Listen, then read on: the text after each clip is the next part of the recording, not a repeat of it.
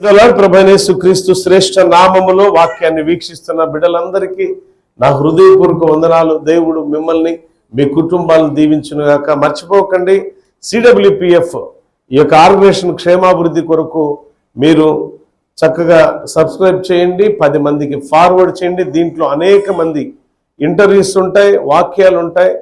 Next కొన్ని episodes మేము క్రైస్తవ సమాజములో చాలామంది చర్చెస్ ఎలా నిర్మాణం జరిగినాయి అంటే బీఫారాలు, డీకే పట్టాలు, గవర్నమెంట్ పూర్వంబోకుల్లో చర్చి నిర్మాణాలు జరిగినాయి, చాలా ఉన్నాయి. వాటి విషయమై మనం ఎలాంటి అంటే ఆ న్యాయస్థానంలో కానీ అధికారుల దగ్గర కానీ ఎలాంటి క్షేమాధారమైనటువంటి పరిస్థితులు మనం చూడొచ్చు. మనకి మేలు జరగాలంటే, మన మందిరానికి మేలు జరగాలంటే ఏం చేయాలనేది లీగల్గా తొందరలో కొన్ని ఎపిసోడ్స్ మేము చేయబోతున్నాము. అదేవిధంగా ఆస్తి విషయాల్లో అంటే రెవెన్యూకు సంబంధించిన ప్రతి సమస్యను రెవెన్యూ డిపార్ట్మెంట్లో ఒక వ్యక్తితో ఇంటర్వ్యూ చేయబోతున్నాను.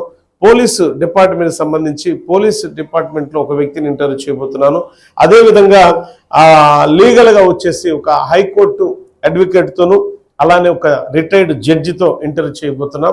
కనుక CWPF అనేది క్రైస్తవ సమాజానికి చాలా ఉపయుక్తమైనది. సబ్స్క్రైబ్ చేసుకోండి. మీ యొక్క కుటుంబాలు ఆదరకరంగా చెప్పే వాక్యం ఉండును గాక. ఇది మనం నేర్చుకోబోయే పాఠం ఏంటంటే నేను ఎరుగుదును. ఏంటంటే మాట నేను ఎరుగుదును. ఒక స్త్రీ మాట్లాడుతుంది, తన యొక్క భర్తతో చెప్తుంది. అలా ఆ స్త్రీ ఎవరు అని అంటే ఒక పేద స్త్రీ కాదు, బాగా డబ్బులున్నాయి, బాగా ధనవంతురాలు, గొప్పది.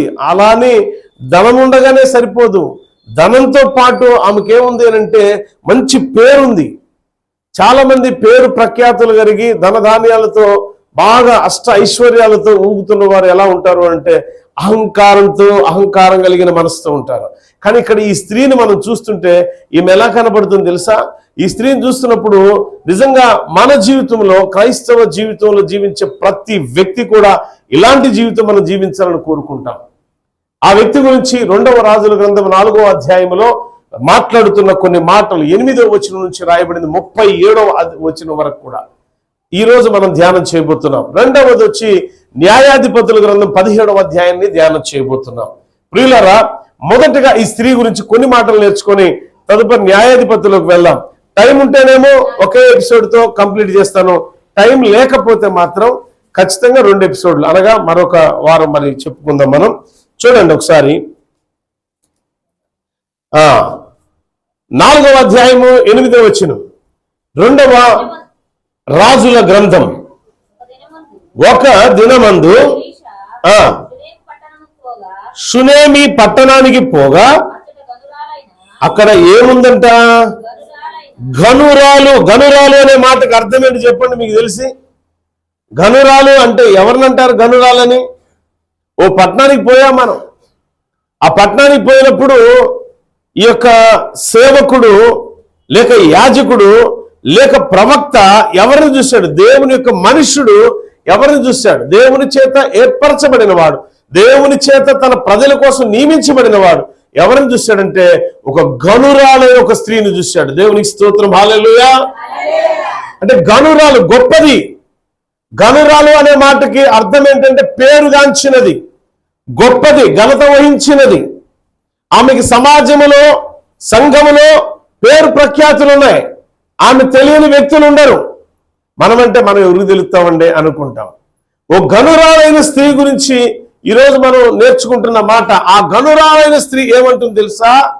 కింద వచనాలకు వెళ్తే మనం చదువుదాం.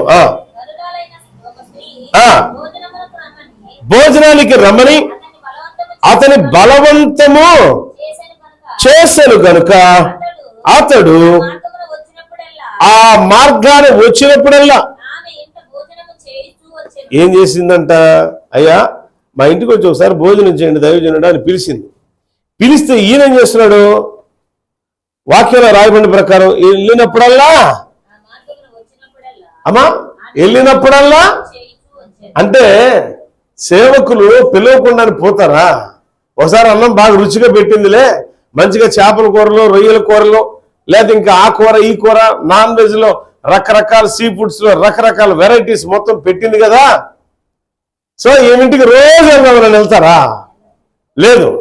ఆమె ఒక నియమం తీసుకుంది. దైవజనుడి దగ్గర ఒక కమిట్మెంట్ తీసుకుంది. దైవజనుడా, దయచేసి మొట్టమొదట నా ఇంటికి రమ్ము, దయచేసి నా ఇంట్లో నీ పాదాన్ని మోపు, దయచేసి నేను ఇచ్చే ఆతిథ్యాన్ని స్వీకరించు. సేవకుడు వెళ్ళాడు. అక్కడికి వెళ్ళినప్పుడు ఆతిథ్యాన్ని స్వీకరించినప్పుడు ఆ సేవకుడు ఆ తల్లిని దీవిస్తున్నాడు. ఆ గనురాలైన స్త్రీని, ఆమె యొక్క విధేయతను, ఆమె యొక్క విశ్వాసాన్ని గమనించాడు. అక్కడ సేవకులు ఒక ఇంటికి వెళ్ళారంటే వారు విశ్వాసులో అవిశ్వాసులో ఇట్టే పసిగట్టేస్తారు. ఎందుకంటే వారు దేవుని చేత నియమించబడిన వ్యక్తులు. చాలా గృహాల్లోకి మనం వెళ్తాం. నేను తెనాల దగ్గర మల్లెపాడు ఒక ఇంటికి వెళ్ళాం ఒకసారి ప్రార్థన చేయడానికి. మా ఇంటికి వచ్చి పాస్టర్ గారిని ప్రార్థన చేయమనండి అని అంటే తీసుకెళ్తే ఒక ఆయన తీసుకెళ్తే పోయినా ప్రార్థన చేస్తుంటే అక్కడ నాకేం కనపడిందంటే కొన్ని విగ్రహాలు కనపడ్డాయి. ఆ ఇంట్లో ఆమెను అన్నాను నేను, అమ్మా విగ్రహాలు ఉన్నాయి అంటే, లేదండి చూసుకోండి, కావాలని చెక్ చేసుకోండి అంది. నేనన్నా నేనేం చెకింగ్ చేయలే, ఇది ఈ మూలన ఉన్నాయి అన్న. అవి డైరెక్ట్ చూస్తే కనపడవు, కానీ ఈ మూలన ఉన్నాయమ్మా, దాచిపెట్టావు కదా బయటికి తీ అన్న. ఆ మూలన నన్ను తీసుకెళ్ళిన చూస్తే ఉండేగా అమ్మాయి, అబద్ధం ఆడావు పాస్టర్ గారి ముందు అంది. ఏముంది? పాస్టర్ గారి ముందు అబద్ధం ఆడావు?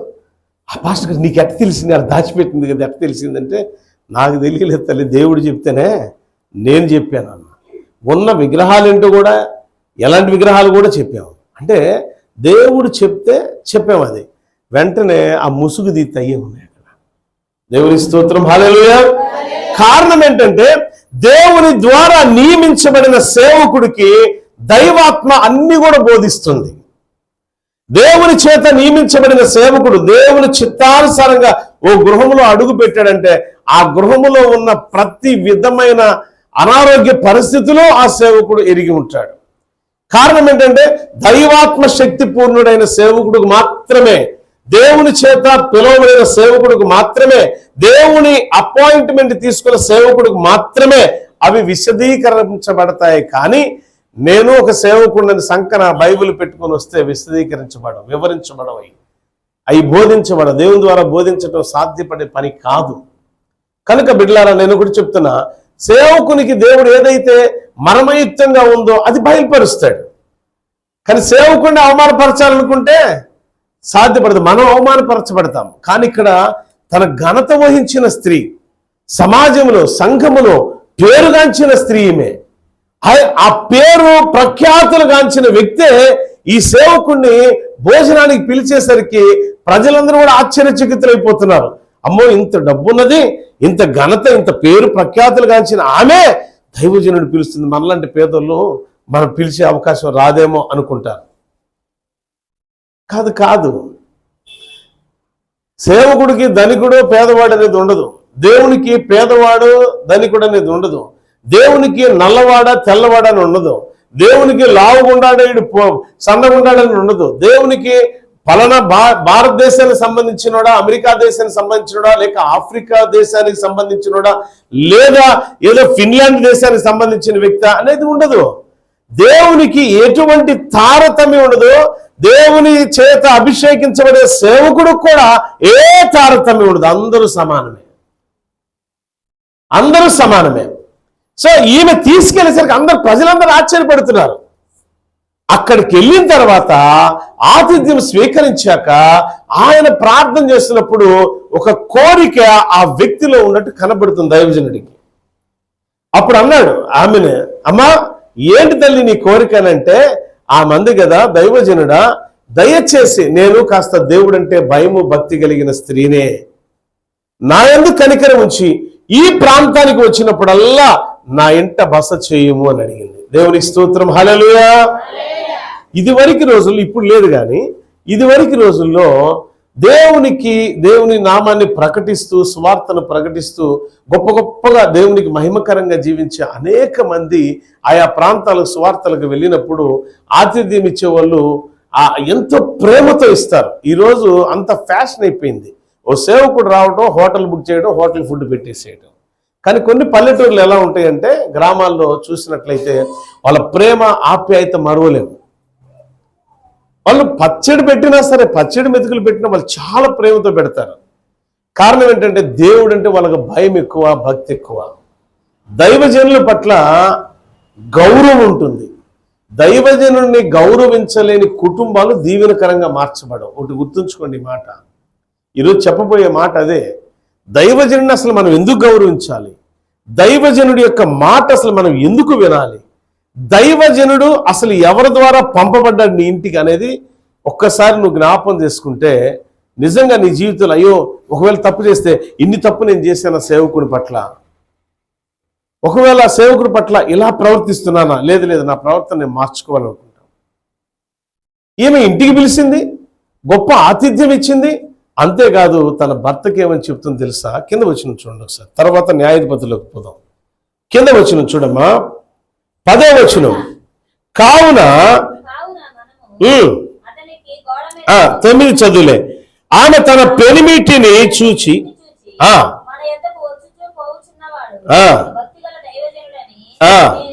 ఎలాంటి సేవకుడు అంటేనా? భక్తి గల సేవకుడు కూడా. ఈ వాక్యాన్ని ఒకవేళ సేవకులు వింటుంటే వారికి కూడా చెప్తున్నా, మొట్టమొదట భక్తి గల సేవకులుగా మనం ఉండాలి. ఈరోజు దేవుని పట్ల భయభక్తుల కంటే మనకి దేని పట్ల ఏమున్నాయి అంటే ఏమీ లేవు. లోకాశలను, లోకానుసారమైన సంపదను పెంచుకునే క్రమంలో ఉన్నాం. మనొక ఆయన సేవకుడు నాకు ఫోన్ చేశాడు. ఫోన్ చేసి అంటున్నాడు, అన్న మీ మాటలు నేను విన్నాను, నేను చాలా సంతోషపడ్డాను అన్న, ఆ యాంగ్జైటీతో నేను నీకు ఫోన్ చేస్తున్నాను అన్నాడు. ఎక్కడి నుంచి బ్రదరు అని అంటే, ఈస్ట్ గోదావరి పలానా ప్లేస్ నాది అన్నాడు. మంచిది అన్న. అయితే మీరు అన్న మాటల్లో నేను ఒకటి నిర్వహించాను అన్నాడు. అంటే నేను చేశాను అన్నాను. ఏం చేశామన్నా? నేను దేశాలు తిరుగుతాను, అంతేకాదు దేవుని కొరకున్న ఆస్తిని కూడా అమ్మేసుకున్నాను అన్నాడు. దేవుని స్తోత్రం, హల్లెలూయా. అయితే నేను ఒకటి చెప్తున్నా, మీతో కలిసి నేను పని చేస్తా, నాతో కలిసి మీరు కూడా పని చేయండి అన్నా అన్నాడు.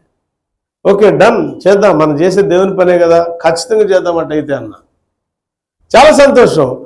ఈ వారంలో నాకు వచ్చిన ఫోన్ కాల్స్ చాలా మట్టుకు ఏముందంటే, CWPF మేము మీతో కలిసి క్రిస్టియన్ వెల్ఫేర్ ప్రొటెక్షన్ ఫోరం ఈ యొక్క ఆర్గనైజేషన్ తరపున, ఈ సంస్థ తరపున మేము మీతో కలిసి పనిచేస్తాం, మీరు మాతో కలిసి ఉండండి అయ్యా అని చాలామంది రిక్వెస్ట్ అడిగారు నన్ను. అందును బట్టి అటు వారందరూ కూడా నా హృదయపూర్వక వందనాలు. దేవుడు మిమ్మల్ని దీవించుగాక. ప్రియులారా, నేను కోరుకునేది ఒకటే, ఈ యొక్క సేవా జీవితంలో దేవుడు మనల్ని పిలిచాడు. లూకాసు వార్త 10వ అధ్యాయం 1వ వచనంలో ఏముండిద్దంటే, ఆయన ఒక 70 మందిని, మీరు చూసినా చూడపోయిన నా మాట వినండి చాలు, ఆయన ఒక 70 మంది శిష్యులుగా నియమించాను అని ఉండింది. ఇంగ్లీష్లో ఏముండిద్దంటే అపాయింటెడ్ 70 మెంబర్స్. అంటే అపాయింటెడ్ అంటే మన ఉద్యోగానికి అపాయింట్మెంట్ వచ్చిందా అంటారే, దేవుని సేవ చేయటానికి ఓ అపాయింట్మెంట్. ఉద్యోగానికి అపాయింట్మెంట్ వచ్చిందా అని ఏ రీతిలో అడుగుతామో, అలానే సేవా జీవితంలో అంటే ఇతను ఉద్యోగస్తుడా కాదా అని ఎలా మనం గమనిస్తామో, ఇక్కడ ఒక స్త్రీ ఏం గమనించిందంటే ఇతను భయభక్తులు కలిగిన సేవకుడా. ఏ భయము? దేవుని భయం కలిగిన సేవకుడా కాదా? పరిశీలన చేసిన ఈ స్త్రీ ఏం చెప్తుందంటే తన భర్తకు బోధిస్తుంది. ఏమన్నా తెలుసా? అయ్యా, మన దగ్గరకు వచ్చే సేవకుడు దేవుడంటే భయభక్తులు కలిగిన వాడు, చాలా బలమైన విశ్వాసంతో ఉన్నవాడు, చాలా పరిపూర్ణమైన ఆత్మ అభిషేకంతో నింపబడిన వాడు. ఇలాంటి సేవకునికి ఆతిథ్యం ఇవ్వాలి. ఈమె నేను అడుగుతాను ప్రియులరా, చాలా మంది మనం చదువుకుంటూ బోధ చేసుకుంటూ వెళ్తాం. బోధ అనేక మంది ఈ యొక్క వచనం గురించి చెప్తూ ఉంటారు. గనురాలైన ఒక షునేమి పట్టణంలో గనురాలైన ఒక స్త్రీ ఉంది, గనురాలైన ఒక స్త్రీ చెప్తూ ఉంటాం. Very good. సేవకుడికి ఆతిథ్యం ఇచ్చిందని చెప్తాం. సేవకుడు నివాసం చేయడానికి, ఒక బస చేయడానికి ఒక రూముని, గదిని కట్టించిందని చెప్తాం. ఇవన్నీ బాగానే ఉన్నాయి. నేను ఒక మాట చెప్తా, ఇంతకీ ఆమె దేవుని యందు భయభక్తులు కలిగిన స్త్రీనా కాదా? అమ్మా, దేవుడంటే మరి నీకు దేవుడంటే భయం భక్తి ఉందా లేదా? ఇప్పుడు ఆమె భయం భక్తి కలిగి ఉంది కాబట్టి ఎవరిని పిలిపించుకుంది ఇంటికి? ఏ రోజున పిలిపించుకున్నాను? ఈ ప్రశ్న వేస్తే ఏ సంఘంలో అయినా సరే నిజమే నేను పిలిపించుకోలేదు కదా అంటారు. అంటే దేవుని సేవకుడు రావటం వల్ల కలిగే మేలు, ఎందుకు మేలు జరిగిద్ది అని అంటే మన ఇంటికి రావటం వల్ల, ఫస్ట్ లూకాసు వార్తలు మనం చదువుకున్నాం, వాళ్ళు దేవుని చేత నియమించబడిన సేవకులు. ఎవరి చేత నియమించబడ్డారట వాళ్ళు? దేవుని చేత. దేవునికి ప్రతినిధిగా, దేవునికి మనకు మధ్యవర్తిత్వాన్ని వహించే వ్యక్తిగా వస్తాడు సేవకుడు. నీ బాధను, నీ కష్టాన్ని, నీ కన్నీళ్లను ఎరిగిన దైవ జనుడు మాట్లాడతాడు. ఎవరితో తెలుసా? దేవునితో మాట్లాడతాడు. దేవుడా, నువ్వు నన్ను ఇక్కడ పంపించావు. ఈమె గనురాలు, గొప్ప పేరు ప్రఖ్యాతులు గాంచిన వ్యక్తే.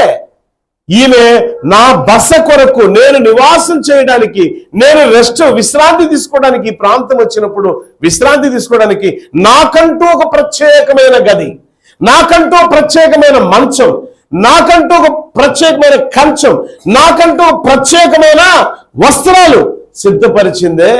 ఇంత జాగ్రత్తగా, ఇంత భయభక్తులు కలిగి ఒక సేవకుని ఇంత గౌరవించే ఈ స్త్రీకి కావలసింది ఏదో దయచేసి దానిని దయచేయమన్నాడు. అప్పుడు తన శిష్యుడైన గెహాజీని పిలిచి,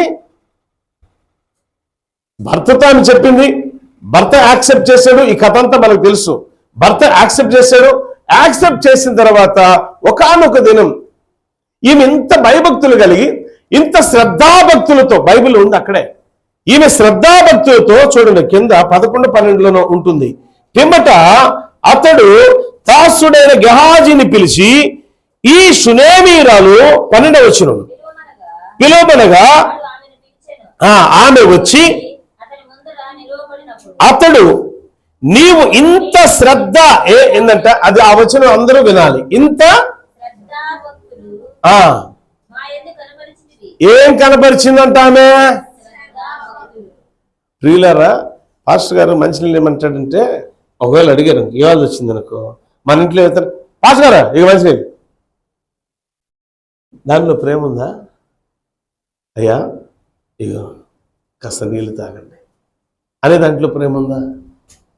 ఫస్ట్ వచ్చిన ప్రేమ, రెండో వచ్చిన ప్రేమ అంటే ఆ ప్రేమలో ఏముండిద్దంటే భక్తి ఉంటుంది, ఆ ప్రేమలో శ్రద్ధ ఉంటుంది. శ్రద్ధాభక్తులతో చేసే ఏ పనైనా సరే దేవుని యొక్క గ్రంథములు, జీవ గ్రంథములు రాయబడతాయి అవన్నీ కూడా. అందుకే ఆ రాయబడిన పనులను బట్టి వాని క్రియలను బట్టి వానికి ప్రతిఫలము ఇవ్వబడతాయి. అంటే మనం సేవకుడికి చేసేది ఏదైనా సరే, వాళ్ళు కొంతమంది ఏం చేస్తారంటే ఆ శ్రద్ధ లేదు, వాళ్ళ బొందా లేదు అనకూడదు. కానీ కొంతమంది ఏం చేస్తారంటే, ఇదిగో నేను 500 నోట్ ఇస్తున్నా, పాస్టర్ గారు చూసుకుని ఇప్పుడు చూసేవో లేదో అన్నట్టు కానుకెత్తారు. అది ఆ గ్రంథంలో రాయబడి ఉండదు. బిడ్డలారా, ఈ చేత్తో ఇచ్చేది రహస్యమందున్న తండ్రికి మాత్రమే తెలియాలి. మనం ఏ క్రియ చేసినా ఆయన పర్మిషన్ తీసుకోలే. ఎవరు పర్మిషన్? ఎలీషా పర్మిషన్ తీసుకోలే. ఆమె ఎవరు పర్మిషన్ తీసుకుంది? భర్త పర్మిషన్ తీసుకొని ఎలీషా గారికి మనం ఇలా చేద్దాము అని అనుకో, దైవజనుడికి ఇలా చేద్దామంది. ఆ భర్త యాక్సెప్ట్ చేశాడు. అంటే అతనికి కూడా దేవుడు అంటే భక్తి గల కుటుంబం. అది దైవభక్తి కలిగిన కుటుంబం. దైవజనుడు పాదము మోపగా ఆ కుటుంబంలో ఒక వెలుగు కనపడింది. ఎందుకంటే వారు దైవభక్తి కలిగిన కుటుంబం కాబట్టి. దైవజనుడి యొక్క రాక మాకు క్షేమమవునుగాక అంటారు. దేవునికి స్తోత్రం, హల్లెలూయా. అయితే వీరిరువురు మాట్లాడుకొని సిద్ధపరిచి అప్పుడు అన్నారు ఎలీషా గారిని పిలిచి, ఇదిగోయ్యా ఇది నీ గది, ఇది నీ మంచము, ఇది నీ కంచము, ఇవి నీ వస్త్రాలు, ఈ సమస్తము కూడా మీరు మాత్రమే వాడతారు, ఇంకా ఇతరులు ఎవరు కూడా ఏది కూడా వాడరు. అందుకే నేనేం చెప్తానంటే, దైవజనుడు వాడేది ఇతరులు వాడకూడదు. మన పాస్టర్ గారే కదా అని ముఖానికి అన్ని బుయ్యబాకండి. దైవజనుడికి అనేది ఒక ప్రత్యేకత ఎందుకు ఉండాలి అని అంటే, వారు ప్రత్యేకించబడిన వారు దేవుని చేత. అందుకే ఆయన ప్రత్యేకమైన మంచం, ప్రత్యేకమైన కంచం, ప్రత్యేకమైన వస్త్రాలు అన్ని ప్రత్యేకత. ఇవన్నీ నీవే, ఇంకెవ్వరు వీటిని ముట్టరు నాయన. సో ఈ ప్రాంతానికి వచ్చినప్పుడల్లా ఇక్కడ ఆతిథ్యం స్వీకరించు, మా పరిచర్యను ఆశీర్వదించు అని చెప్పి ఆమె ఆతిథ్యం ఇచ్చింది, ఆయనకి సేవ చేసింది. ఆ పరిచర్య ప్రతిఫలం నాకు రావాలని అడగల. ఇక్కడ మనకు నేర్చుకోవాల్సిన పాఠం ఏంటంటే, మనము దేవునికి ఏదన్నా దైవజనుడికి ఏదన్నా చేస్తుంటే ఏదో ఒక ప్రాఫిట్ పొందుకోవాలని ఆశతో ఉంటాం. ఏం తల్లి అని అంటే వెంటనే టప టప టప టప టప లిస్టు చదివేస్తాం. నెంబర్ 1 ఇది, నెంబర్ 2 ఇది, నెంబర్ 3 ఇది. ఎంత లిస్ట్ ఉంటుందో చిట్ట. కూతురిది ఈ చిట్ట, అల్లుడిది ఈ చిట్ట, కొడుకుది ఈ చిట్ట, కోడలిది. ఆ సేవకుడు కూడా ఆయాసం వచ్చింది విని విని కూడా. కానీ ఈమె ఏమీ చెప్పలా, పరిచర్య మాత్రమే చేసుకుంటూ వెళ్తుంది. అంటే నీకేం కావాలో దేవుడికి తెలుసా లేదా? నీ ప్రతి అక్కరత దేవుడు ఎరిగి ఉన్నాడు. ఈమెమంటుందిరా, నేను ఎరిగి ఉన్నా. ఈ భక్తి గల స్త్రీ మాట్లాడుతుంది, నేను ఎరిగి ఉన్నా ఈయన భయభక్తులు కలిగిన నిజమైన సేవకుడు అని. 2010వ సంవత్సరం డిసెంబర్ మాసంలో 22వ తారీఖు, 2010 డిసెంబర్ 22వ తారీఖు నాకు ఆఫ్రికా దేశంలో డిఫరెంట్ దేశాల్లో వ్యాపారం కలిగిన కొంతమంది వ్యాపారవేత్తలు ఏం చేశారంటే, నీకు కొంత డబ్బు ఇవ్వడానికి సిద్ధంగా ఉన్నాము, నీవు అనాథాశ్రమం కానీ వృద్ధాశ్రమం కానీ ఏదైతే ప్రపోజల్ చేసావో ఆ ప్రపోజల్కి మేము ఇష్టపడ్డాము, నీకు డబ్బు ఇస్తాం, పొద్దున్నే వచ్చి మా కుటుంబాలను దర్శించి ప్రార్థన చేయమని 15 మంది డోనర్స్ వచ్చారు. నాకు 15 మంది నాకు డబ్బులు ఇవ్వడానికి సిద్ధంగా ఉన్నారు. తెల్లవారుజాం ప్రార్థన చేసి సంతోషంతో ఇలా ఫోన్ చేసి, మన జీవితమే మారిపోతుంది, ఈ గుడిసి బతుకులన్నీ పోతున్నాయి మనకని చెప్పి ఆమె ఫోన్ చేసి సంబరపడిపోయా. ప్రార్థన చేసి పడుకుంటే తెల్లవారుజాం 3 గంటలకి ప్రభు నాతో ముఖాముఖిగా మాట్లాడాడు. ఇక్కడ నుంచి ₹1 నువ్వు తీసుకెళ్ళావా? తీసుకెళ్ళొద్దు, ముట్టుకోదు డబ్బులు అన్నాడు. అదేంటి ప్రభు అంటే, తీసుకెళ్ళొద్దు అని గట్టిగా అనేసరికి తుల్లిపడి లేచా. వెంటనే ఏంటి ప్రభు ఇలా అన్నావు, నా జీవితం మారిపోతుందని ఇంత సంతోషపడ్డానే, ఎందుకు ఇలా అన్నావు అని మళ్ళీ మోకాల నుంచి ప్రార్థన చేసి తెల్లవారు 3 గంటలు మళ్ళీ ప్రేయర్ చేసి పడుకున్నాను. మళ్ళా ప్రభు వచ్చాడు. వచ్చినప్పుడు బిడ్డా అన్నాడు. లేచా, తండ్రి అన్న, నేను కావాలా నీకు అది కావాలా అన్నాడు. అంటే ఆ డబ్బు కావాలా, నాకు నువ్వే కావాలి అన్న. నేను కావాలని అన్నావు కనుక నేను గొప్పగా దీవిస్తా. అవును దీవిస్తావు, ఓకే, కానీ అది ఎందుకు వద్దన్నా, అది ఒక్కటి చెప్పవు నాకు అన్నాడు. అది నువ్వు తీసుకుంటే నేను నీకు దూరం అయిపోతాను అన్నాడు. నిన్ను దూరం చేసేది ఇది మొదలుకొని నాకు ఏది వద్దు అన్న. అందుకే దేవుడు ఆ బోర్డు మీద మనం రాస్తూ ఉంటాం, దేవుడు చెప్పిన ప్రతి మాట అక్కడ రాయబడిద్ది, రాయబడిన ప్రతి లేఖనం నెరవేర్చబడుతూనే ఉంటుంది. ఏదైనా నెరవేర్చబడకుండా ఎప్పుడన్నా ఉందా? సంఘ చరిత్రలో ఏదన్నా జరగకుండా ఏదైనా ఉందా? ఏమా లేదు. కరోనా అందరికంటే ముందు మనకే తెలుసు. సునీత వాళ్ళ దగ్గర ప్రార్థన పెట్టిన రోజు గుర్తుందిగా, ఉపవాస ప్రార్థన అందరికంటే ముందు తెలుసు మనకి. అదేవిధంగా నేను ఆ సెకండ్ ఆ రోజు టీవీలో కూడా చెప్పా, ప్రార్థన టీవీలో కూడా చెప్పా, ఇది భూమి మీదకి ఇలా దేవుడు ఒక తెగులు, ఒక పురుగును పంపిస్తున్నాడు, ఆ పురుగుతో అతలాకుతలం అయిపోతుందంట ఈ యొక్క ప్రపంచం అంతా కూడా. నిజమే, దేవుడు చెప్పిన మాట అక్షరాలు నెరవేర్చబడింది. అక్టోబర్ మాసంలో మన ప్రాంతం నుంచి ఈ కరోనా అనే వైరస్ వెళ్ళిపోతుందంటే అలానే జరిగింది. దేవుడు చెప్పిన మాట ఏది కూడా నిరర్థకము కాలేదు. కారణం ఏంటంటే మనం దేవుని పట్ల భయభక్తులు కలిగి ఉంటే దేవుడు అన్ని మనకు బోధ చేస్తాడు. అందుకే ఈయన భయభక్తులు కలిగిన సేవకుడని నేను ఎరిగి ఉన్నా. నువ్వు ఎరిగి ఉన్నావా నీ సేవకుడు భయభక్తులు కలిగి ఉన్నాడో లేదో? అసలు నిజంగా నీ సేవకుడికి ఎన్ని దీవెనలు ఏ విధంగా వస్తాయో నువ్వు ఎప్పుడన్నా ఎరిగి ఉన్నావా? నీ సేవకుడు ప్రార్థన చేయగానే ఎందుకు అద్భుతం జరుగుతుందో నువ్వు ఎరిగి ఉన్నావా? అంటే ఆ సేవకుడిని వెంబడించాలి అనుకున్న వాళ్ళు ఏం నేర్చుకోవాలంటే, మొదట ఆ సేవకుడు ఎలా నడుస్తున్నాడు ప్రార్థనా జీవితంలో, ఎలా ఉన్నాడు పరిచర్య జీవితంలో, ఎలా చేయుచున్నాడో ఆ విధంగా మనం కూడా చేయడానికి ఇష్టపడాలి. గనురాలైన ఒక స్త్రీ, పేరు ప్రఖ్యాతులు గాంచిన ఒక స్త్రీ, డబ్బు హోదా అన్ని ఉన్న ఒక స్త్రీ దేవుని సేవకుడికి ఎందుకు సేవ చేస్తుందంటే ఇతను దేవుని ద్వారా నియమించబడిన వాడు. ఇక ఆయన మాటే శాసనం, ఆయన నోటి నుంచి ఏదొస్తే జరిగిద్దని నమ్మిందానే. అప్పుడు తన శిష్యుడైన గెహాజీని పిలిచి ఎలీషా అంటున్నాడు కదా, ఈమెకి ఏ అవసరం ఉంది, ఒకవేళ రాజుతో ఏదైనా రికమెండేషన్ చేయాలా, ఏముంది అని అంటే గెహాజీ అడుగుతున్నాడు, అమ్మ నీకేం కావాలి? బిల్డర్ లేరయ్యా.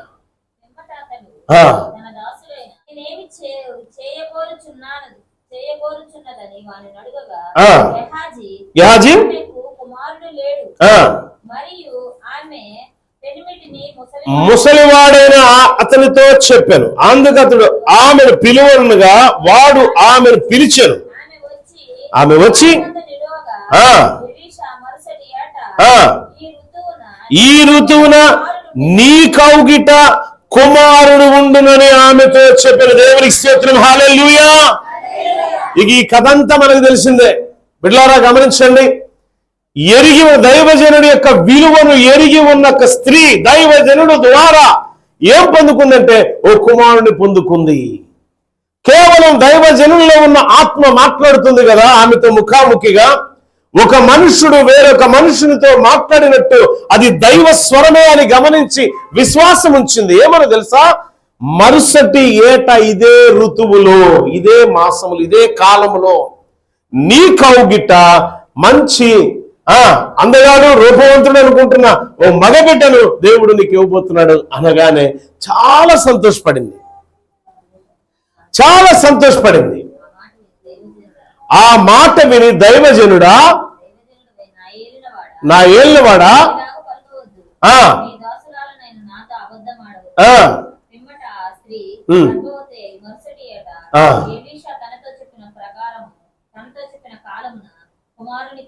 ఆమేన్, హల్లెలూయా. చూడండి దేవుని మాట ఎంత విలువైందో. దేవుడు ఎన్నిక చేసుకున్న సేవకుడి నోట దేవుని మాట ఉంటుంది. అందుకే ఆ సేవకుడికి మనం విలువ ఇవ్వాలి. న్యాయాధిపతుల గ్రంథములో మళ్ళీ ఈ వచనం దగ్గరకు వద్దాం, కంప్లీట్ చేద్దాం దీన్ని. న్యాయాధిపతుల గ్రంథంలో మీకా అనే భక్తుడు 17వ అధ్యాయంలో మీరు ఇంటికి వెళ్ళిన తర్వాత చదువుకోండి. ఆయన మీకా అనే ఒక భక్తుడు ఎక్కడ ఉంటున్నాడు అనంటే ఒక ప్రాంతం చక్కగా చెప్తాడు. చూడండి, మిథ్యాను ప్రాంతము. ఇంటికి వెళ్ళిన తర్వాత అధ్యాయం మొత్తం చదువుకోండి. అక్కడ రాయబడిన మాట 17వ అధ్యాయము 1వ వచనం ఓసారి చూడండి.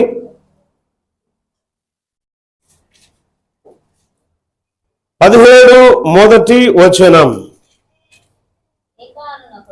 మీకా అను ఒకడు ఎఫ్రాయిమీలో మన్య దేశములో, ఎఫ్రాయిమీల మన్య దేశములో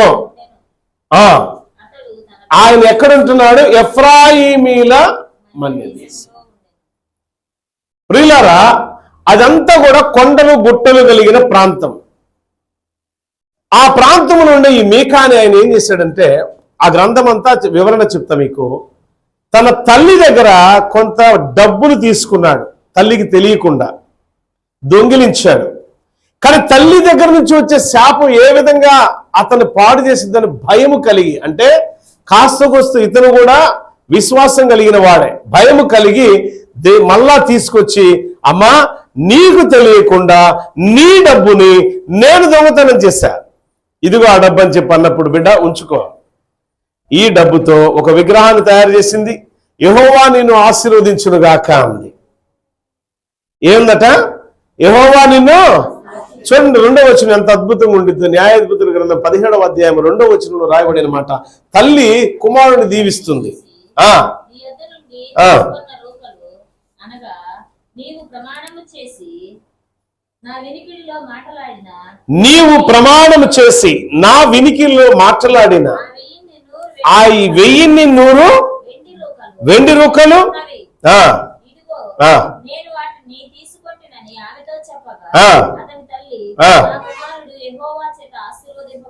ఏమని దీవిస్తుందంట? నా కుమారుడు. ఎంతమంది తల్లులు బిడ్డలు అలా దీవిస్తున్నారు?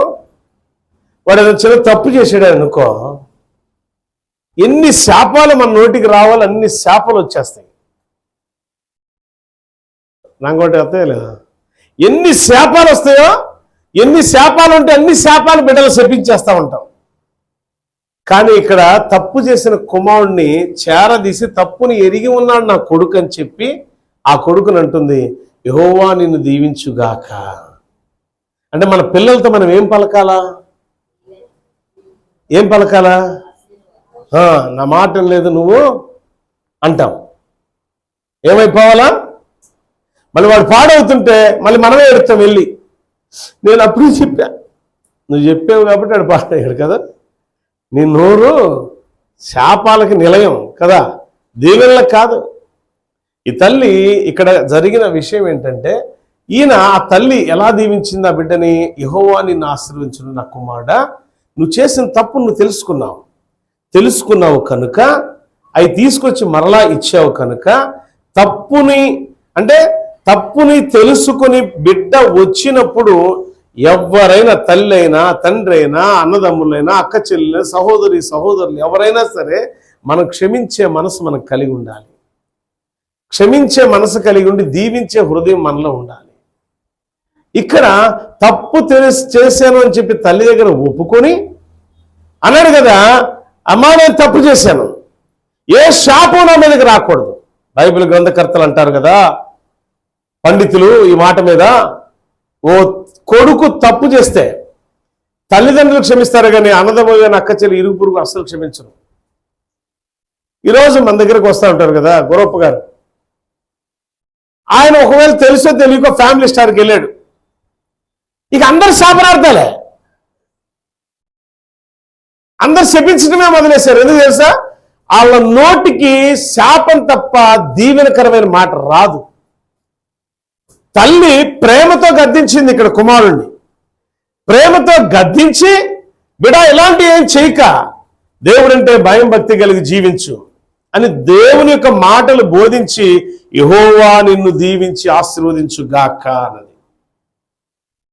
సేవకుడైనా సరే నీకు తెలుసో తెలియకో నీ ముందు తప్పు అని అనుకుంటే గబాలన టంగ్ స్లిప్ అయిందంటే, అయ్యా ఇలా అన్నారు సంఘంలో, మీరు ఇలా అనుకుని ఉన్నట్టు, లేదా నన్ను డైరెక్ట్గా సంఘంలో ఇలా తిట్టుకుని ఉంటే బాగుండు, ఏదే మరి రెండోసారి అది జరగకుండా చూడండి అనేది వేరు, నువ్వు నన్ను అన్నావు అందుకే నిన్ను ఎట్టా అంటున్నాను అనేది వేరు కదా.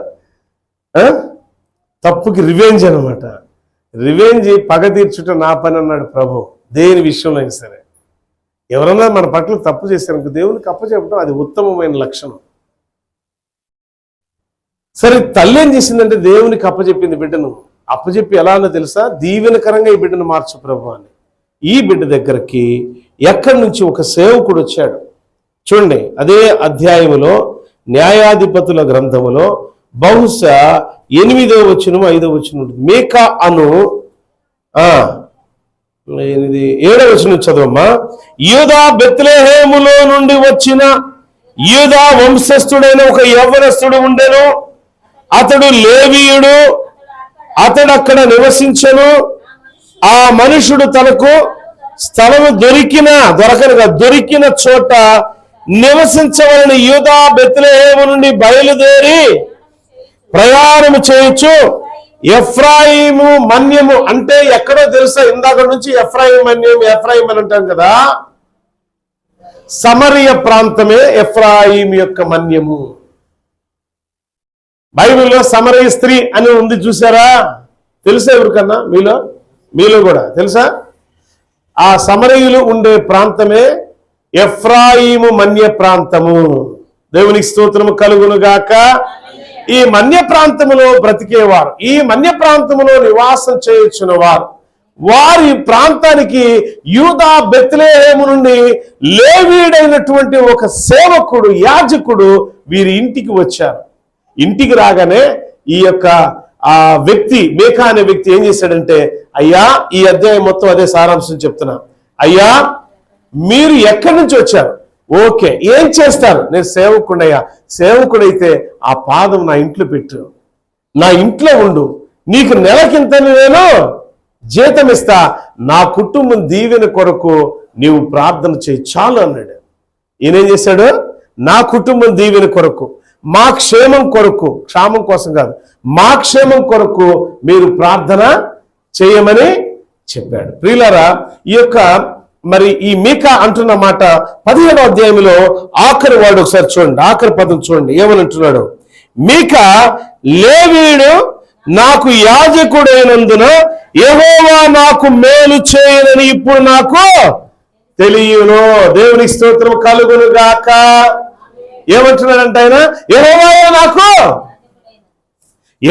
నాకు మేలు చేయనని తెలిసింది. ఎప్పుడు మేలు చేస్తాడట? అమ్మా యెహోవా మేలు ఎప్పుడు చేస్తాడు? యాజకుడిని ఇంటిలోనికి మనం చేర్చుకుంటే దేవుడు మేలు చేస్తాడు. ఒకటి, ఈయనకు మేలు చేస్తాడనే విశ్వాసంతో చేర్చుకున్నాడు.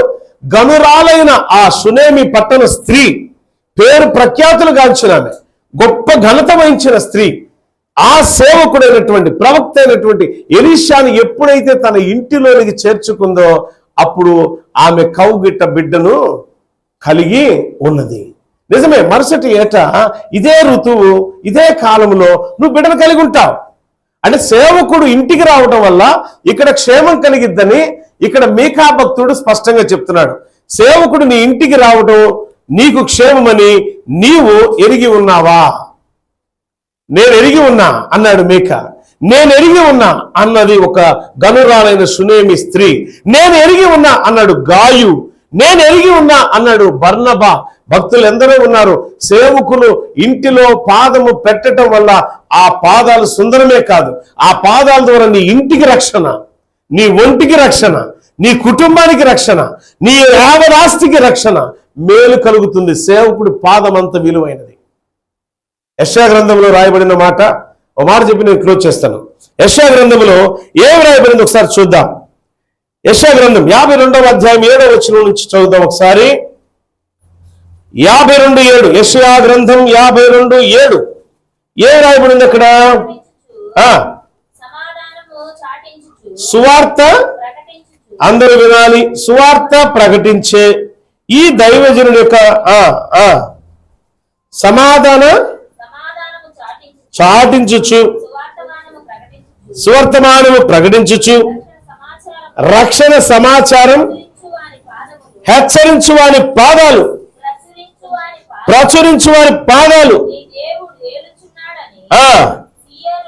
సువార్త ప్రకటిస్తారు, సమాధానాన్ని చాటిస్తారు, సువార్తమానం ప్రకటించి రక్షణ సమాచారాన్ని వాళ్ళ పాదాలు ఎలా ఉంటాయట?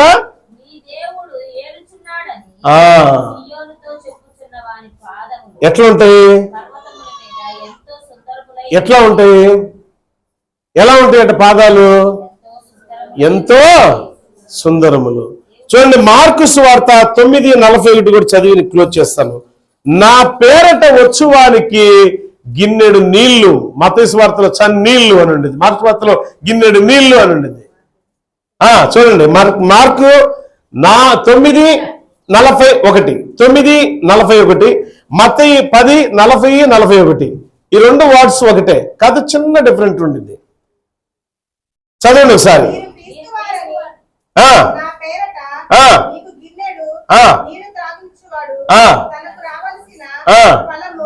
గిన్నెడు నీళ్లు అంటే యేసుక్రీస్తు నామములో సేవకుడు నీ ఇంట్లో అడుగు పెడితే ఆ సేవకునికి నువ్వు ఇచ్చే గిన్నెడు నీళ్లే నీకు ఆశీర్వాదకరం. కొంతమంది వస్తారు, పాస్టర్ గారు రానే వచ్చాడు రా బాబు, ఎలాంటి టైంలో వచ్చాడు ఈ పాస్టర్. ఆ ఎండింగ్ సీరియల్ అసలే వచ్చాను ముమ్మరం, నిన్న నుంచి టెన్షన్ చచ్చిపోతున్నా, ఇప్పుడే స్టార్ట్ అయింది. అది స్టార్ట్ అయింది, ఈయన రానే వచ్చాడు. అక్క నువ్వు చూసావా ఏం జరిగింది? అత్త కోడలు ఏం చేసింది ఇంతకీ? మళ్ళీ ఫోన్లో సమాచారం, అయ్యా ఆదివారం నేను రాలేదు కదా, మరి మందిరానికి నువ్వు వెళ్ళావు కదా, దైవజనుడు ఏ వాక్యం చెప్పాడు? ఏముండవు. సీరియల్ గురించి చెప్పు సూపర్, సినిమాల గురించి చెప్పు ఇంకా సూపర్, ఇరుగు పొరుగు గొడవ గురించి చెప్పు ఇంకా ఇంకా ఇంకా సూపర్. ఈ చెప్పుకోవటంలో వాక్యం చెప్పుకో. అందుకే మన నోరు, ఇందాక నేను చెప్పా, మన నోరు చెప్పే కదా మా పిల్లల్నే. ఆ నోట్ ఏముంది? ఆశీర్వాదం లేదు. కానీ మన నోట్లో ఏముండాలా? విశ్వాస జీవితంలో ఉండే మన నోట్లో ఏముండాలా? దీవెనకరమైన పలుకులు, ఆశీర్వాదకరమైన మాటలు మన నోటిలో ఉండాలా. ఆ తల్లి నోట్లో ఏమున్నాయి? యెహోవా వలన నీవు ఆశీర్వాదం పొందువుగాక. ఓ తల్లి దీవించింది. మరి నిన్ను నీ పిల్లలు ఒక చిన్న మాట కూడా అనకుండా నువ్వు దీవెనకరంగా బిడ్డలకి మారాలి అని అంటే నీ భయభక్తులు కలిగిన జీవితం వాళ్ళకు మాదిరికరంగా ఉండాలా. నువ్వు ఏదేదో చేస్తావు, నువ్వు ఏదేదో అంటే పిల్లలు కూడా నీలానే తయారవుతారు. అందుకే నేను చెప్తున్న ఒకే మాట, మనము దైవజనుడు ఇంటికి రావడం వల్ల గనురాలైన సునేమి స్త్రీ గురించి మనం మాట్లాడుకున్నాం. ఆమె ఎలాంటి దీవెన పొందుకుందో మనం చూసాం. ఆమె భర్త ఎంత భయభక్తులు కలిగిన వ్యక్తులో మనం చూసాం. ఇదొకటి. మీకా కుటుంబం కూడా అలానే, మీకా కలిగిన బిడ్డలు కూడా అలానే. దేవుడు అంటే భయము భక్తి. మీకా అనే వాళ్ళు బైబిల్ గ్రంథంలో దాదాపు 4-5 ఉన్నారు. ప్రవక్త మీకా కూడా ఉన్నాడు, ఇర్మియా కాలంలో ఉన్నాడు, అదేవిధంగా హిజ్కియా కాలంలో ఉన్నాడు. ప్రియులారా, మీకా ప్రవక్త వేరు, మీకా భక్తుడు వేరు. ఇక్కడ ఈ భక్తుల గురించి నేను చెప్తున్న మాట ఏంటంటే, యెహోవా వలన దీవించబడటానికి అర్హత ఏంటంటే విశ్వాసమే అర్హత, మాదిరికరమైన జీవితమే అర్హత.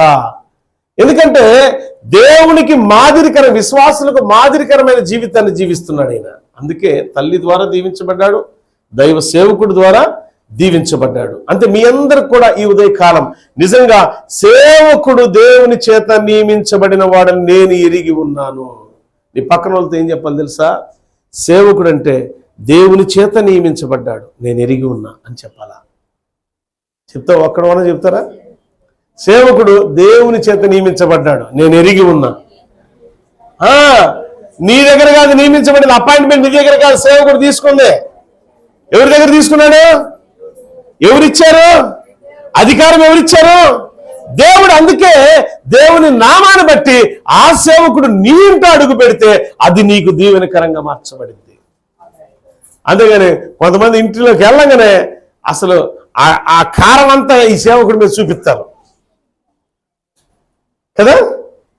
అమ్మా, మూడు పిల్లలు గొడవ ఆడుకున్నారు, ఆ టైంలో వెళ్ళాలి. ఈయన వెళ్ళగానే ఏముంటుందంటే ఆ కారం మిరియాలు మొత్తం ప్రభావం మన మీద అయ్యారు. ప్రభావం వెడలిపోయాను, ఆమె రక్తస్రావం ఆగిపోయాను, ప్రభావం వెడలిపోయాను.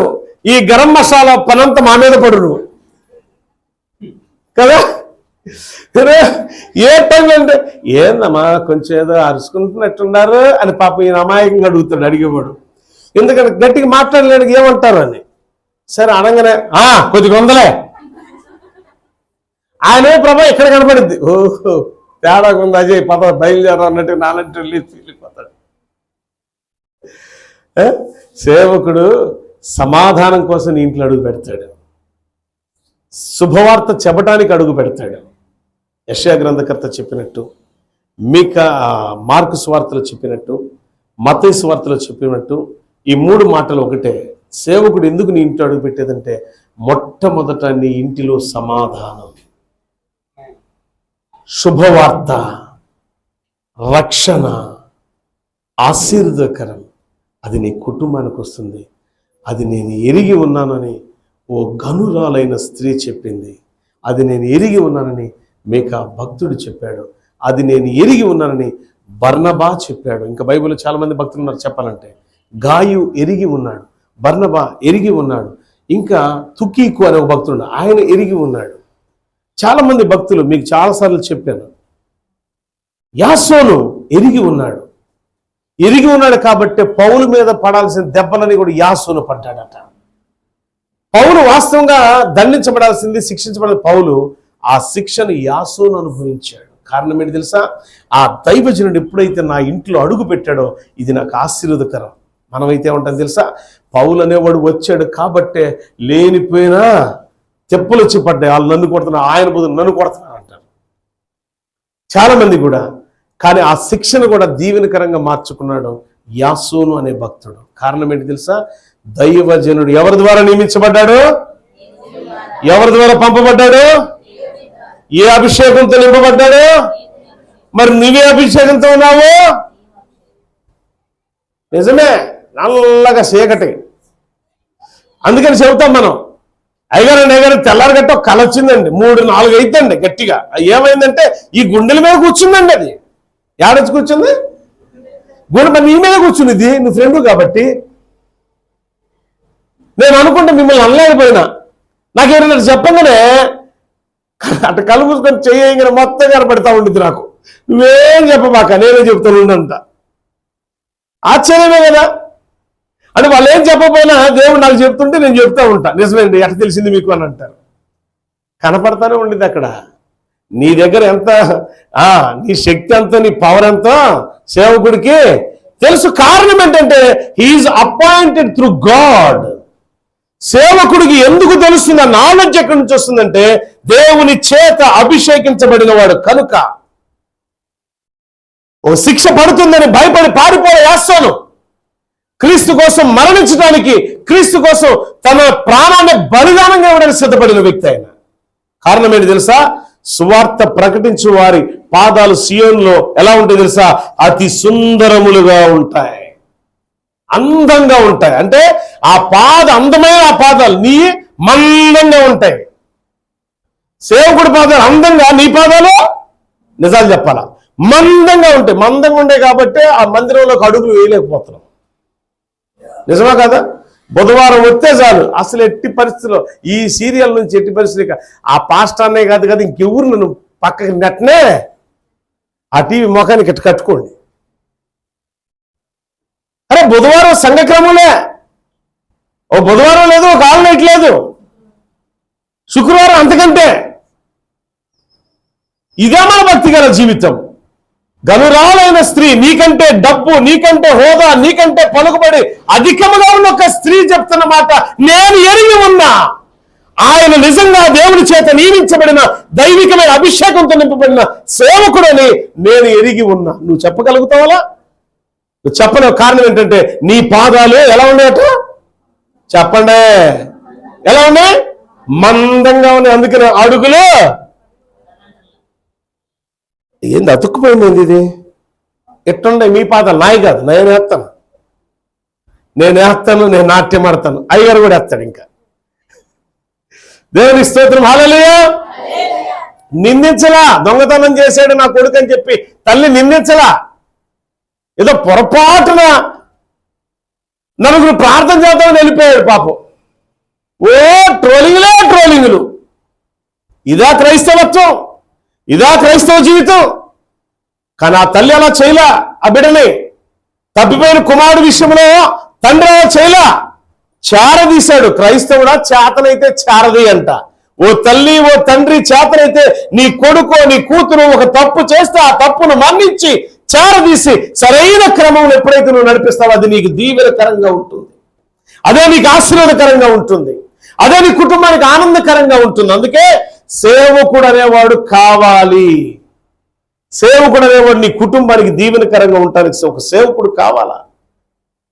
సేవకుడు వచ్చాడు అనగానే నువ్వు ఎప్పుడైతే మొహం నల్లగా మాడిచెక్కలాగా పెట్టుకొని పక్క తిప్పుతావో అప్పుడే అయిపోయింది నీ జీవితం.